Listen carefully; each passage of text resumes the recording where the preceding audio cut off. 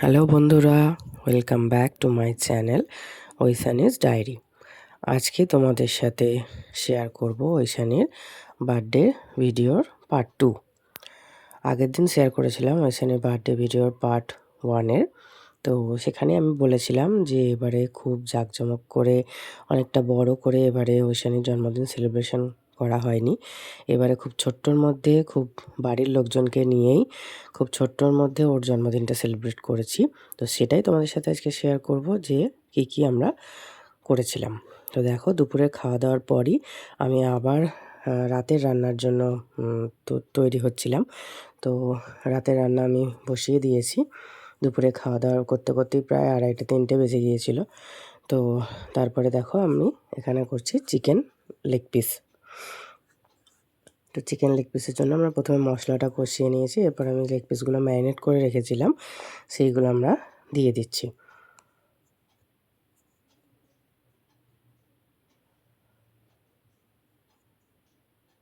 এখন একা একা চিকেন লেগ পিসগুলো আমি দিয়ে দিচ্ছি। এটা আগে থেকে আমি মোটামুটি 1 ঘন্টা আগে ম্যারিনেট করে এটা রেখে দিয়েছিলাম, যাতে এটা ম্যারিনেট করে রাখলে ভীষণ ভালো হয়। ওই জন্য এটা দই দিয়ে ম্যারিনেট করে রেখে দিয়েছিলাম। তারপর মশলাটা কষিয়ে নেওয়ার পরে কাজু বাদাম বাটা এই সমস্ত দিয়ে মশলাটা কষিয়ে নিয়ে এরপর আমি চিকেন লেগ পিসগুলো এর মধ্যে দিয়ে দিচ্ছি। দেওয়ার পরে এটাকে খুব ভালো করে কষাবো এবং ঢাকা দিয়ে দিয়ে এটা রান্না করব।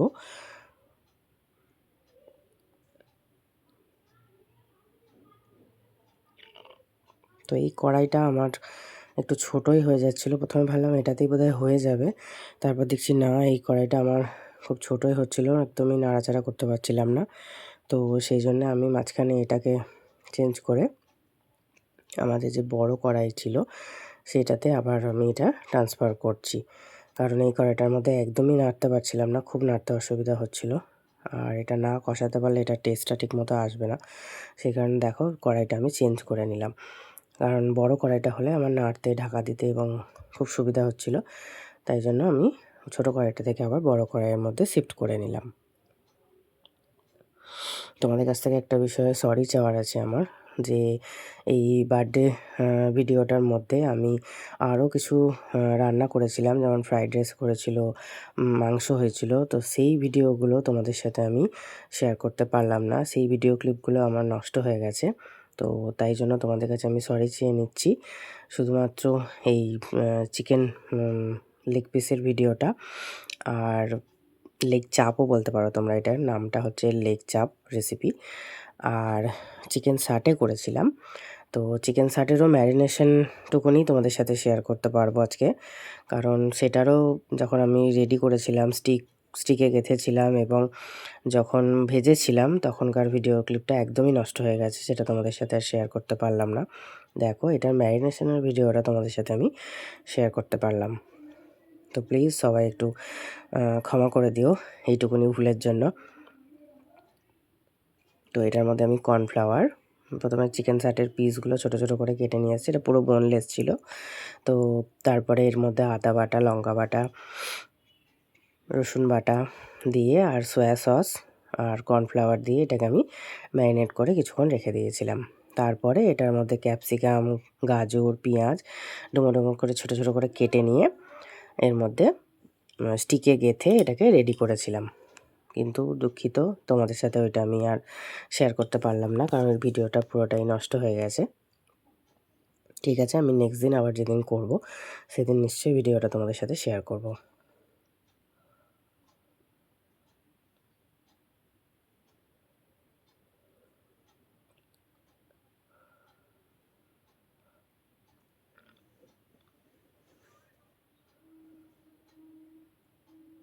ম্যারিনেশনটার মধ্যে আমি একটু কাশ্মীরি লঙ্কা গুঁড়োও দিয়েছিলাম, যাতে কালারটা একটু আসে।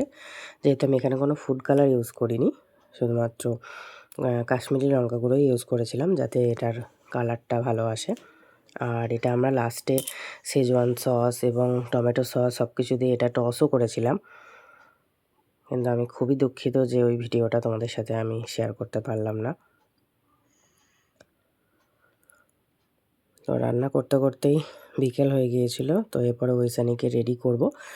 তো দেখো চলে এসেছি। ঐশানী আজকে কী পরবে দেখো। আজকে ও এই ড্রেসটা পরবে, পিঙ্ক কালারের লেহেঙ্গা, আর আপারটা ছিল মিন্ট গ্রিন কালারের। ও পিঙ্ক কালারটা খুবই ভালোবাসে, তাই ওর বার্থডের দিনে এটাই ওর জন্য সিলেক্ট করা হয়েছিল, যেটা ওর মানে খুশি হয়, যেটাতে ও ভালো লাগে, ওর যেটা ভালোবাসে সেটাই ওর জন্মদিনের দিন আমি করার চেষ্টা করেছি। তো দেখো ওর জন্য একটা বার্থডে স্যাসি নিয়েছিলাম আর একটা ক্রাউন কিনেছিলাম। দেখো রেডি হয়ে চলে এসে পুরো গোটা বিছানাটা এবং গোটা ঘরটার মধ্যে ও খালি ঘুরছিল, আর ও দিদিকে দিয়েছিল ক্যামেরা করতে, যে দিদি তুই আমি ঘুরবো, তুই ক্যামেরাটা করে দিস। তো দেখো এই পিছনের ব্যাকগ্রাউন্ডটা যেটা তোমরা দেখতে পাচ্ছ, এটা ওর মামু আর ওর দিদি মিলে সাজিয়েছিল। ওরা দুজনে মিলে সারা দুপুর ধরে বসে বসে ব্যাকগ্রাউন্ডটা সাজিয়েছিল। তো দেখো কতক্ষণ ধরে এই ঘেরওয়ালা জামা আর যদি স্কার্ট আর লেহেঙ্গা যদি ও পরে, ও একটু না ঘুরে থাকতে পারে না। আর সেদিন যেহেতু ওর জন্মদিন ছিল, কেউ তো ওকে কিছু বারণ করবে না, তাই ও বিছানার মধ্যেই সমানে ঘুরেই যাচ্ছে সেজে গুজে পুরো একদম ঘুরে যাচ্ছে। আমার দিদি বলছে পড়ে যাবি, কিন্তু ও তো শুনছে না। দেখো আবার কত রকম করছে ক্যামেরার সামনে, জানে যে দিদি ক্যামেরা ধরে আছে, তাই ও কত রকম করছে দেখো তোমরা শুধু।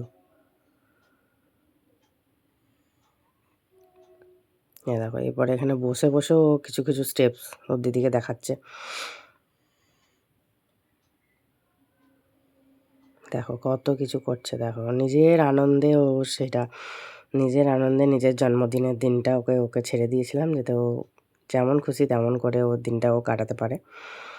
সারা বছরই তো পড়াশোনা এই সেই বকা সবই খায়, কিন্তু জন্মদিনের দিনটা যেহেতু ওকে কেউ বকবে না, কেউ কিছু বলার নেই, তাই ওকে ছেড়ে দিয়েছিলাম ওর মতো। দেখো এরপর চলে এলাম, ওর বাবা কেকের ওপর ক্যান্ডেলগুলো জ্বালিয়ে দিল। ও বলছিল এই যে মাঝখানে যেটা একটা বড় জ্বালানোর কথা ছিল, ওর বাবা নিয়ে এসেছিলো ওটা, এটা ও খুবই ভয় পায়, ওটার জন্য ও জ্বালাতে বারণ করছিল, কিন্তু ওর বাবা তাও নিয়ে এসেছিলাম বলে জ্বালিয়ে দিল। তো দেখো ও দিদিরা ধরে আছে তাও ও কেকটা কাটছে না, আর ও খুবই ভয় পায় এটা থেকে।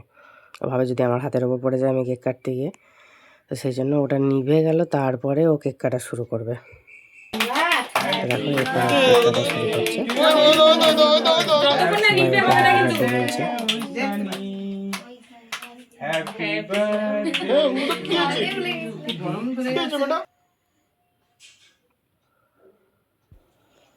এরপরে দেখো ওর কেক কাটা হয়ে গেছে। এরপর ওর দিদি ওর হাত ধরে একটুখানি কেক কেটে ওকে খাইয়ে দেবে।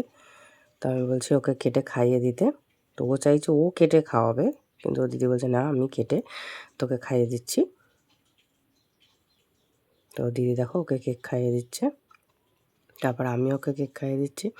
ওর হাতে পড়ে গিয়েছিল, তো আবার ও আমাকে বলছে আরেকটু খাইয়ে দাও, তো আরেকটু ওকে খাইয়ে দিলাম। এরপর ওর ছোট দাদা ওকে কেক খাওয়াচ্ছে, তারপর ওর বাবা খাওয়ালো, মাঝখানে ওর মামু খাইয়েছে, এবার ওর দিদান খাওয়াচ্ছে, ওর মামি খাইয়েছে, ওর তোরা দিদি খাইয়েছে। এরপর দেখো ওরা ওর নতুন বউ ছোট দাদার সাথে ওর দিদির বন্ধুদের সাথে ও খেতে বসে পড়েছে। তারপর সবাই চলে গেলে ওকে বললাম এরপর তুমি ড্রেস ট্রেস ছেড়ে নিয়ে শুয়ে পড়ো, বিছানাটা ওকে পরিষ্কার করে দিলাম, ও শুয়ে পড়লো। আজকের ভিডিও এইটুকুনি, দেখা হচ্ছে নেক্সট ভিডিও ওর গিফট আনবক্সিং ভিডিওতে।